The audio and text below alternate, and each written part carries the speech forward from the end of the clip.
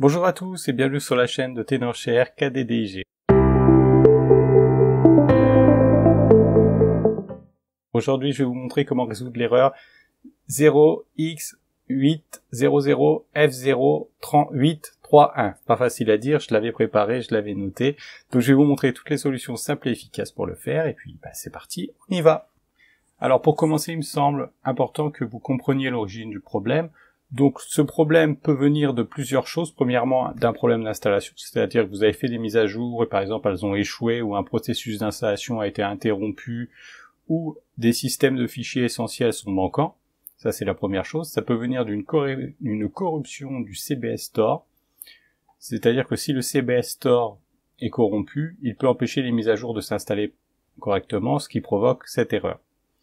Il peut y avoir des composants manquants, c'est-à-dire que par exemple certains composants comme le NetFrameworks peuvent être nécessaires à la mise à jour et ils ne sont pas disponibles. Et donc s'ils sont manquants ou désactivés, la mise à jour peut échouer et provoquer cette erreur, l'erreur du téléchargement de la mise à jour. Et ça peut aussi venir de pilotes incompatibles, par exemple des pilotes obsolètes ou incompatibles qui peuvent également causer des problèmes lors de la mise à jour, entraînant l'erreur d'installation et cette erreur. Donc vous voyez, c'est vraiment lié à quelque chose qui est lié à votre mise à jour Windows. Donc je vais tout de suite vous montrer les solutions pour résoudre ce problème. Donc la première solution, c'est d'exécuter la commande sfc ou dsim. Donc pour ça, vous allez aller dans l'invite de commande, vous cherchez l'invite de commande dans le menu démarrer, vous faites clic droit, exécuter en tant qu'administrateur, n'oubliez pas de faire ça, c'est super important. Ensuite, vous allez taper sfc, /scan no. Vous appuyez sur Entrée, toujours appuyer sur Entrée. Tout ce que je vais vous montrer à partir de maintenant, vous appuyez sur Entrée. Ça fait son scan, sa petite recherche, ça cherche s'il y a des erreurs. Et donc là, pas de violation d'intégrité. Ensuite, vous faites DISM, alors moi je change de fenêtre, mais vous pouvez tout faire dans la même fenêtre. DISM Online Clean Up. Et ensuite, vous allez écrire image. Et vous allez écrire restore. Une fois que vous restore ilt. Et une fois que vous avez fait ça, vous appuyez sur Entrée. Toujours appuyer sur Entrée. Je le dis pas toujours dans mes vidéos, mais c'est très important. Donc ça fait la recherche. Ça peut être plus ou moins long selon votre ordinateur. Là, je vous ai accéléré le processus, mais globalement, ça peut être assez long. Ça peut prendre plusieurs minutes. Voilà, là, il a donc restauré une image valide. Donc, deuxième solution, si ça marche pas, vous pouvez réinitialiser les services de mise à jour Windows. Alors ça, c'est un petit peu plus compliqué, donc je vous invite à suivre et à mettre sur pause éventuellement si vous n'arrivez pas à suivre, parce que ça peut aller assez vite. Donc, on va taper netstop WUAU serve. Voilà, là, on va arrêter tous les services de mise à jour Windows, en fait. Donc, on va taper netstop bits. Je vous détaille pas tout, recopiez simplement ce qui est écrit. Netstop, alors là j'avais fait une erreur dans les lettres, donc ça met un petit message. Not stop, voilà. Hop, TSVC, voilà. Faut vraiment faire attention.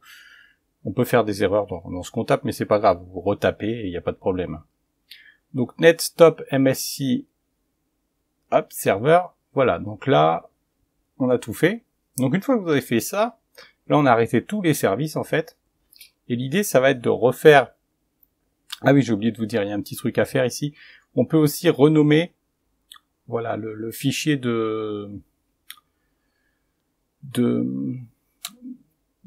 En fait, on va changer le répertoire d'installation, comme ça, éventuellement, s'il y a une erreur là-dessus, on peut le changer. Si ça vous fait un accès refusé, ce qui peut arriver, ce que vous allez faire, c'est que vous allez exécuter ce que je suis en train de vous montrer, mais en mode sans échec. Alors, en mode sans échec, vous redémarrez votre ordinateur en appuyant sur la touche associée. Donc, parfois c'est échappe, parfois c'est F8. Faut regarder vraiment votre constructeur. Donc, ensuite, vous pouvez taper cette deuxième commande. Voilà. Ça, en fait, ce que je suis en train de faire, c'est renommer les fichiers par un autre nom. Donc, comme je vous dis, tout ça, faire en mode sans échec, si l'accès vous est refusé. Donc ensuite, on va remettre en route, comme je vous disais, les services Windows. Donc, eh bien, on retape exactement les mêmes choses que tout à l'heure.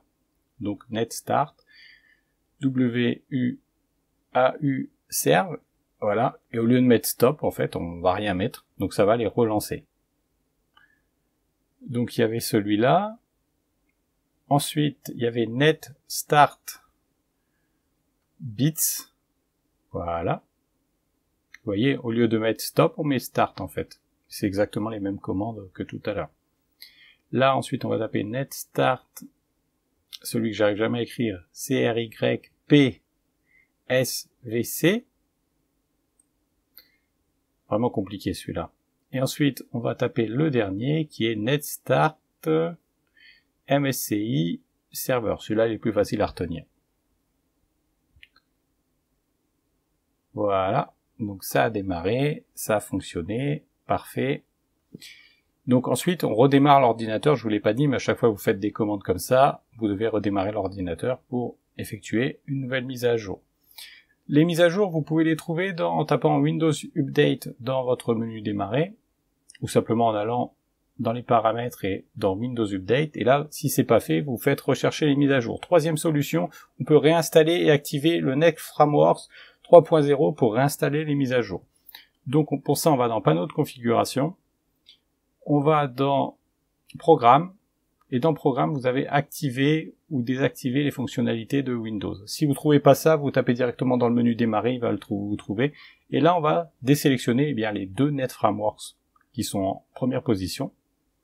Voilà. Et puis, donc, c'est assez lent à faire, mais voilà, ça fonctionne. Donc, une fois que vous les avez désactivés, eh bien, vous les réactivez. C'est un peu comme avec les pilotes, vous savez, ça va rechercher automatiquement les mises à jour pour vous. Voilà, là d'ailleurs, il vous demande, est-ce que vous voulez autoriser les mises à jour pour éventuelles, vous appuyez bien sûr sur autoriser. Voilà, vous faites ça. Si jamais ça n'a pas résolu le problème, vous pouvez exécuter l'outil de dépannage de Windows Update pour réparer le CBS Store. Donc là, vous allez aller dans Paramètres. Alors moi, je le fais sur Windows 10, mais c'est à peu près pareil sur Windows 11. Vous allez aller dans Windows Update, toujours. Et vous allez aller ensuite dans l'outil de résolution des problèmes et vous allez utiliser l'utilitaire supplémentaire de résolution des problèmes. Dans Windows, vous tapez simplement résolution des problèmes, vous allez y activer et là, bien sûr, vous allez sur Windows Update et vous exécutez l'utilitaire de résolution des problèmes. Windows Update, vous pouvez taper ça dans le menu démarrer si vous avez ça sur Windows 11, vous allez trouver. C'est pas très compliqué. Ensuite, cinquième solution, vous pouvez effectuer une mise à niveau de Windows sur place. Alors là, un petit peu plus compliqué. Le but, c'est quoi? C'est d'aller sur le site de Microsoft, de télécharger votre version de Windows, parce que les sites proposent des versions de Windows.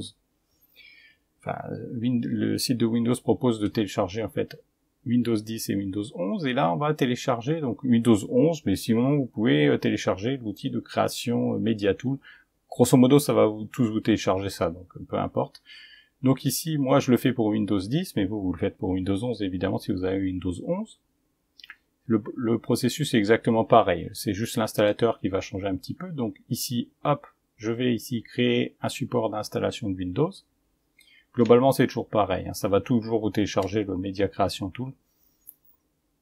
Donc, une fois que vous l'avez, vous le lancez.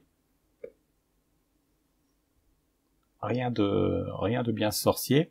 Ça va vous préparer l'installation de Windows, qui va s'afficher un peu différemment selon votre version. Vous cliquez sur mettre à niveau ce PC, mais en fait, on va pas mettre à niveau ce PC. Ce qu'on va faire à la place, c'est, si vous voulez, faire une mise à jour sans réinstaller Windows. Donc, pour faire ça, c'est pas très compliqué. Vous allez voir dans le logiciel. Windows vous prépare les éléments. Vous acceptez comme si vous étiez en train d'installer Windows. Alors ça peut être assez long, hein. Là je vous ai tout accéléré, mais il y en a moins pour 10 minutes. Hein. C'est un processus qui est assez lent à faire. Et là, voilà, il va vous dire que vous êtes prêt pour l'installation, mais vous allez modifier les éléments à conserver. Alors pour Windows 11, c'est un peu différent, mais dans le principe c'est pareil.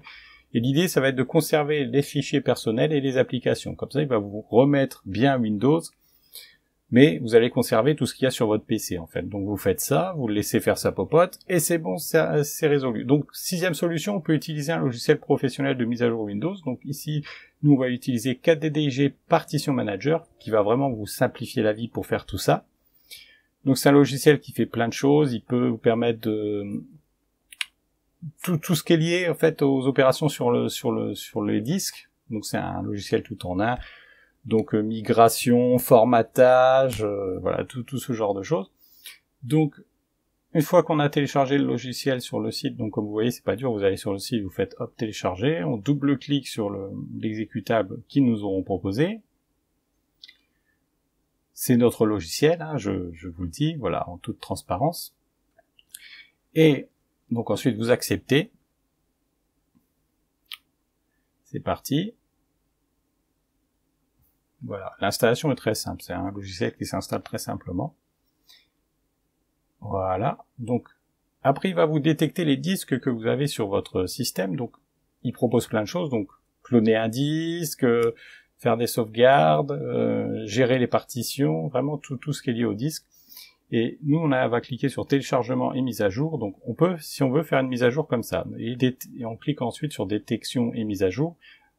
Moi je le fais pas ici parce que c'est un Windows 10 qui est pas convertible. On peut aussi, si on veut, créer un disque de démarrage, donc vous allez, hop, en fait, créer quelque chose qui va pouvoir créer une clé USB bootable. Vous mettez sur votre ordinateur, ça va vous permettre d'installer.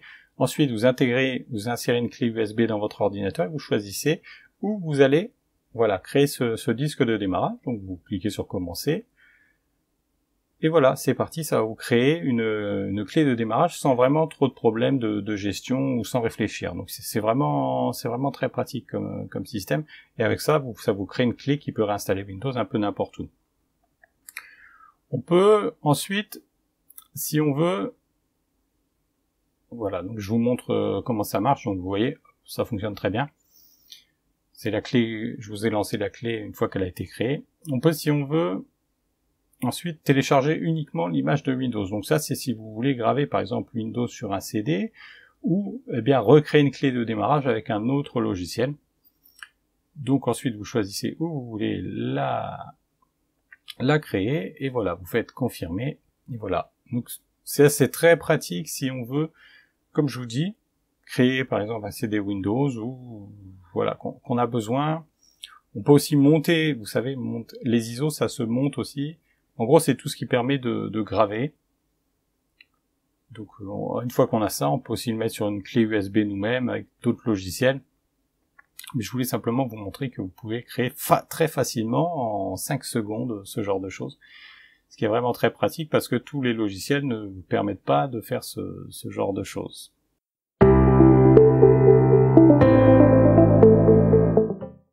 Voilà, donc nous avons vu ensemble comment résoudre l'erreur 0x800F0831. Vraiment pas facile à dire. Donc vous pouvez faire ça à travers l'invite de commande avec plusieurs lignes de code que je vous ai proposées. Vous pouvez faire ça avec un utilitaire de mise à jour Windows. Vous pouvez aussi faire ça beaucoup plus simplement avec notre logiciel 4DDIG Partition Manager qui vous permet de faire une mise à jour vers Windows beaucoup plus simplement et aussi de créer, comme vous l'avez vu, des supports d'installation beaucoup plus facilement. Pour le reste, je vous dis à très vite. Bien sûr, n'oubliez pas de liker cette vidéo, de la partager et de laisser vos commentaires au bas de cette vidéo ou vos remarques ou vos pistes éventuellement pour résoudre ce problème que nous n'aurions pas exploré dans cette vidéo. Et quant à moi, il ne me reste plus qu'à vous dire à bientôt.